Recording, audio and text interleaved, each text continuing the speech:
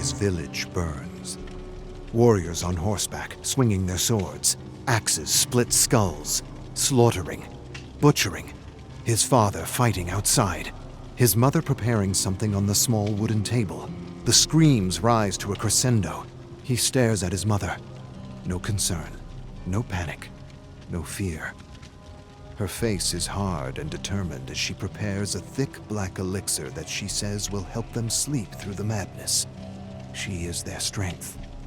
She is his strength. He has never seen her in this way, and he feels safe despite the chaos and carnage outside their small thatched home. His mother hands his brothers and sister small cups of the elixir. She turns to Tarhosh with a reassuring nod.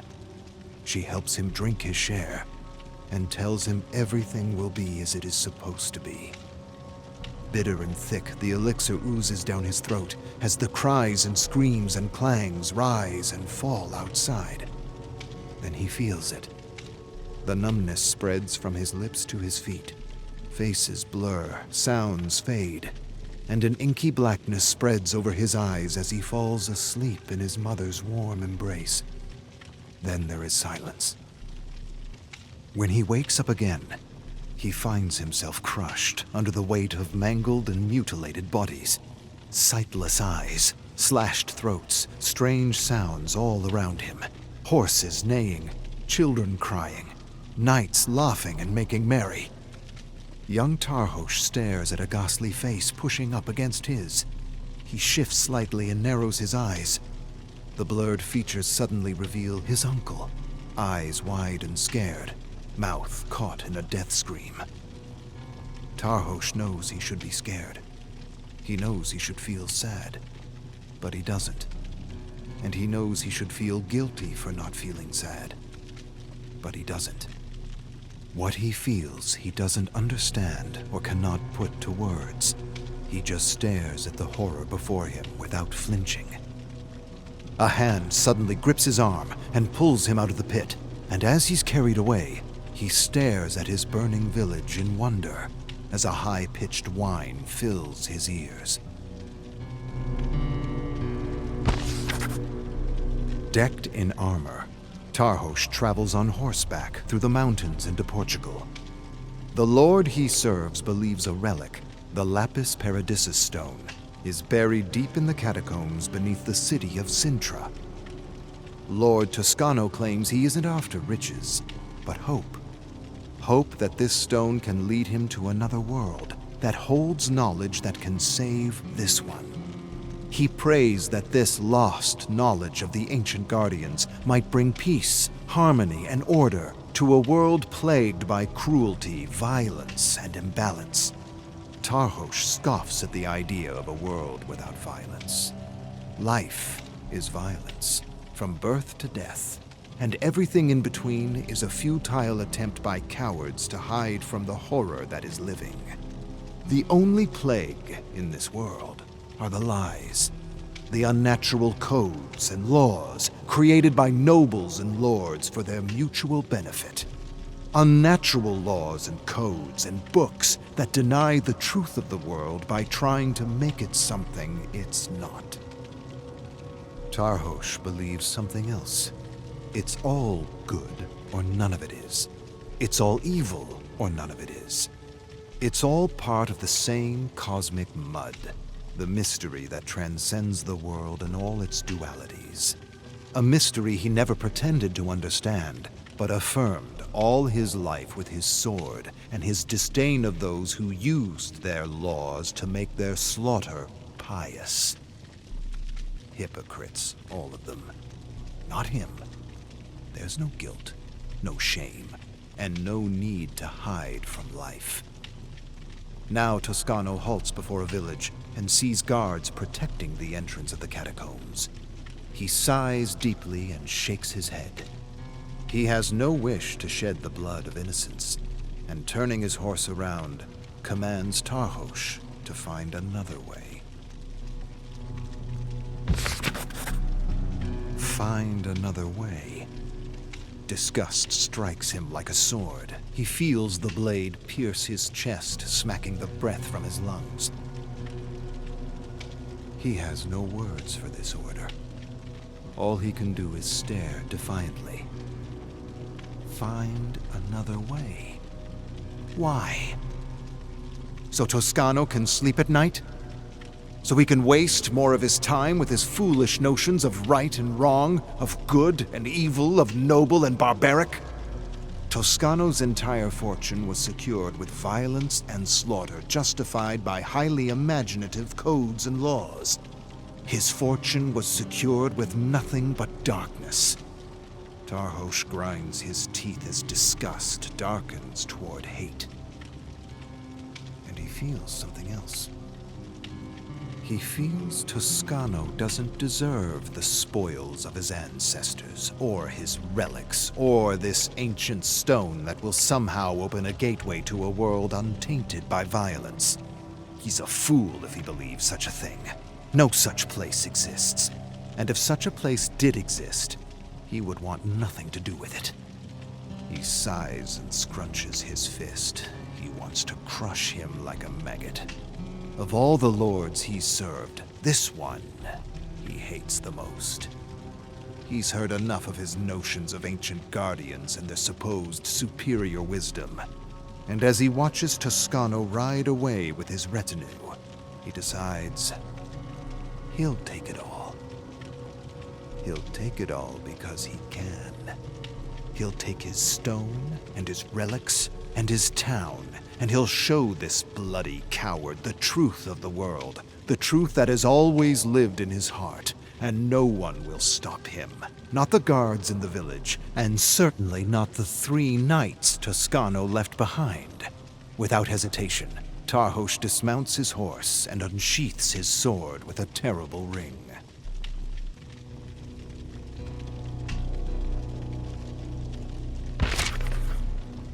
As the sun begins its slow descent, Tarhosh battles the 3 knights.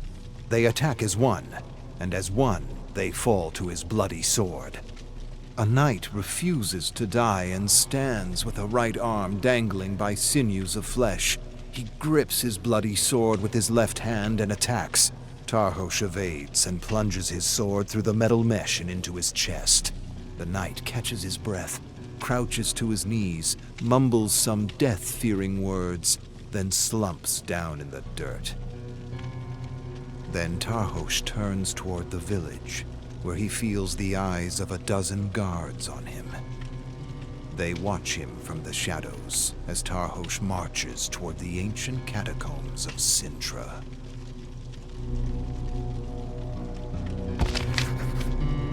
The guards stand outside the ancient door, strapping young men with crude swords. Tarhosh sees the fear in their eyes as they raise their torches to see who dares challenge them. At 6'6", Tarhosh knows he presents an imposing figure.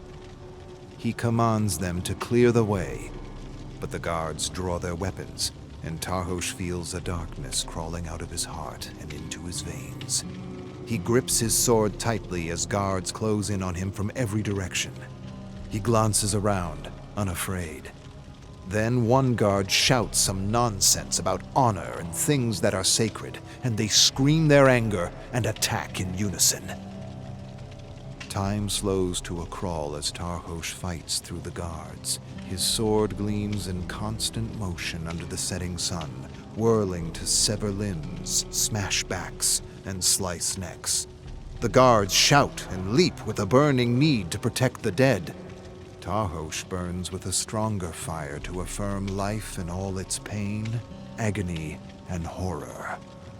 The last standing guard runs for his life, screaming for mercy. Tarhosh strikes him down and turns to the ancient wooden door with a wicked smile. He wipes the blood off his blade, then picks up one of the fallen torches and steps into the darkness.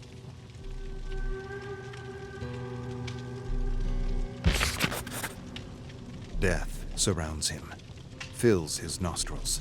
Not the decomposing flesh of those buried over the centuries, but the rotting bodies of the rodents and vermin that called this necropolis home. His torch illuminates ancient walls constructed of stone and skulls and bones arranged in oddly ornate displays. he feels the presence of countless lost and terrified souls. Cowards, all of them. He finds one skeleton impaled on a spear that sprang from the wall, a trap the ancients set to prevent treasure seekers from finding the stone. He finds the remains of other dead adventurers, in pits filled with spikes, crushed by boulders, torn in half by swinging blades. He feels a presence guiding him, dark, cold, primal. A paving stone clicks as he steps on it, and a razor-sharp scythe springs from the wall in a deadly arc. He drops to his knees, the blade whistling above, the deadly edge nearly decapitating him. Tarhosh uses his torch to burn spiderwebs. The sticky strands cling to him as he pushes forward. Massive spiders, furry and thick, scramble over his armor, searching for flesh. He brushes them off with his torch, setting them ablaze.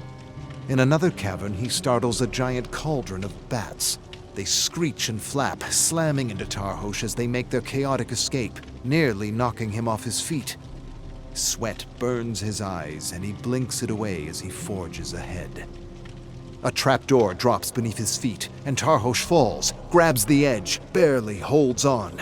With the full weight of his armor weighing him down, he uses every ounce of strength to lift himself to safety. Finally, he finds himself on a narrow path to an ancient and ornate sepulchre. He strains and pushes to move the ledger stone that covers it.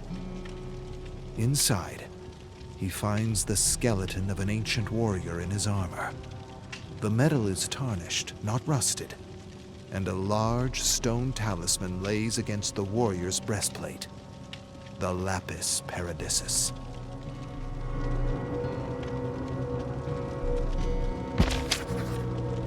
Tarhosh retraces his steps as his torch dims and dies, plunging him into darkness. He feels his way ahead, past the same deadly obstacles, avoiding the pits, avoiding the blades. Countless spiders skitter over his armor, probing for a way inside. He detects a tiny glimmer of light that gradually grows until finally he emerges from the catacombs. With renewed vigor, he contends with a few surviving guards as he passes through the village, finds his horse, and sets off into the dark. Upon returning to camp, Tarhosh finds dozens of warriors and knights waiting to make him pay for his dishonor. They attack with a terrible scream. Tarhosh evades death blows and senses his fatigue, and he knows they are beyond his strength to defeat. But Tarhosh also knows it's not his strength defeating them, nor is it his skill. He's only a vessel for the darkness, and the darkness, shaped by his skill and size, fights through him, dispensing heads, limbs, and torsos like something inspired, like something divine. Toscano wades into the mayhem and screams for the violence to stop. Tarhosh holds the talisman high, and Toscano's eyes grow wide as they take in the arcane symbols. If you want it, you must take it. Bend your knee, or face my sword. At once, Toscano orders his men to put down their swords, refusing to be the cause of more slaughter. They all bend their knees and bow their heads, and Tarhosh takes Toscano prisoner.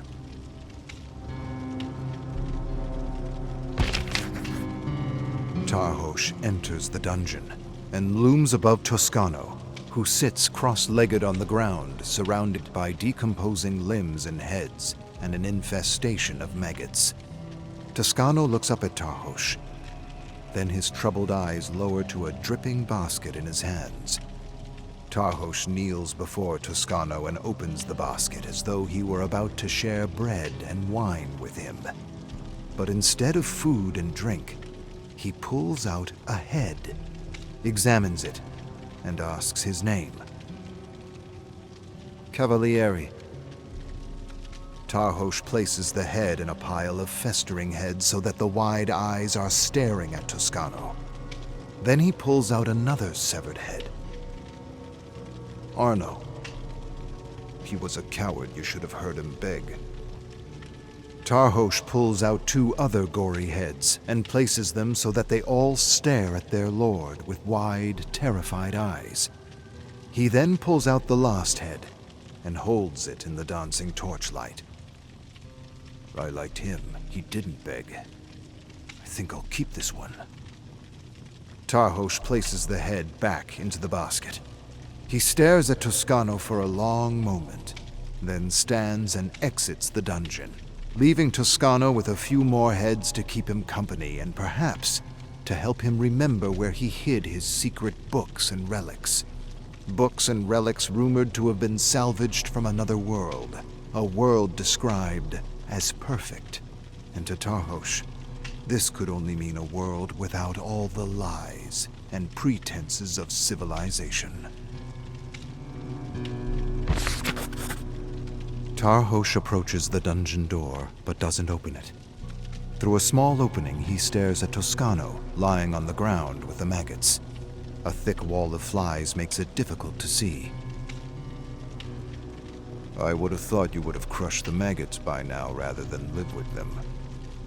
Toscano's eyelids open slowly, but he doesn't respond. The nobles are preparing to attack me. And why? Because I am doing what they do, only without the lies. They say I am mad. Tarhosh scoffs. Do I seem mad to you? Life is madness, and I accept it for what it is. So perhaps in that way, I am mad. Tarhosh opens the door, enters slowly, and crushes several maggots as he paces around the small dungeon. I remember a village we destroyed because a man had stolen food from a noble. The entire village in ruins and everyone hacked to pieces because of a few stolen apples. So much suffering and death because of one man's hunger and another man's ego. That's the history of the world, right there. Tarhosh fixes his gaze on Toscano, who says nothing. I didn't mind the killing, but I did mind the praise and honors we were given for our just and pious deeds. That kind of talk is true madness. Tarhosh pushes through a cloud of flies and approaches Toscano. He stares at the symbols scratched into the floor and laughs to himself. Tarhosh enters the dungeon and squats beside Toscano, handing him a wooden vessel of warm water. He watches his prisoner drink it down, then smiles at the growing collection of symbols on the ground. You should see what I've done with the town. I've made similar symbols with cadavers, and I've recently added old rivals to my rather impressive displays. I also have old friends helping me prepare to battle a small army closing in on us from every direction. A righteous army, here to put an end to my evil. Tarhosh breathes in the stench of rotting humanity. But something tells me they aren't coming for me. From what I've heard, a few nobles desire what you've been hiding from me. Which makes me wonder, what exactly have you been hiding from me? I offered the nobles the stone, but that didn't seem to interest them in the least. What makes this knowledge you have hidden from us so special? Tarhosh wipes away a pile of maggots from the floor to reveal a symbol. Not this knowledge of a perfect world. Tarhosh scoffs. What you don't understand in all your wisdom is that the world is perfect as it is. It is. And if you don't get it here and now, it doesn't matter where you end up or what knowledge you find. You will always be looking for something more. Tarhosh stares at Toscano for a long, pensive moment. Paradise will come when you make peace with life as it is and not the way you imagine it should be. when you embrace the horror instead of running from it. Only when you can do this will you see the madness of your ways.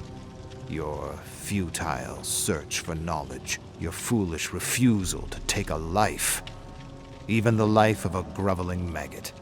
Tarhosh pounds a fist and crushes several maggots into a squirming white paste. Then he picks the splattered pieces off his hand, stares at them curiously, and flicks them into the gaping mouth of a severed head. He stares at the head, remembering. There was a village, quite far from here. A small army advanced on this village on a mission, I suppose, to butcher the barbarians, to make this world a better place. Rather than be killed by a stranger or be taken as a slave, these villagers had chosen to die by their own accord. Tarhosh scoops a few more maggots and tosses them into the mouth. I remember one mother had poisoned her family, without hesitation or remorse. The love and strength of will it must have taken to do that. Something I've yet to see in all my experiences on the battlefield and off. I have been around nobles and knights my whole life, and all I've seen is cowardice steeped in the rotten stew of lies and hypocrisy. Tarhosh tosses one last maggot into the festering mouth, stands upright, walks through a thick cloud of flies, and pauses in the torchlit doorway. I have yet to meet her equal. Then he shuts the door with a clang, leaving Toscano in the growing darkness.